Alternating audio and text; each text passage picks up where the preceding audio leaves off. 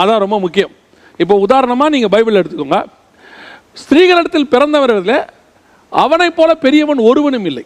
யாருன்னு கேட்டிங்கன்னா யோவான் ஸ்நானகன்.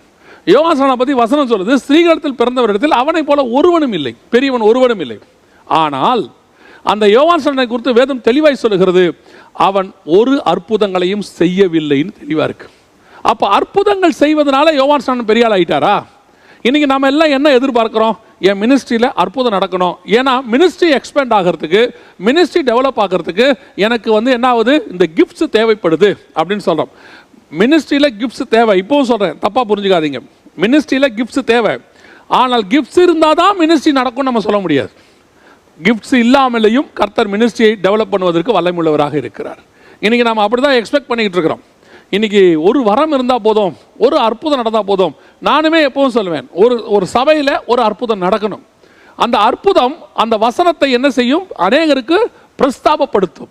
ஆனால் வெறும் அற்புதம் மட்டுமே இருந்து அந்த சபையில் வசனம் இல்லாவிட்டால் சபை விழுந்து போகும், அந்த ஆத்மா விழுந்து போகும்.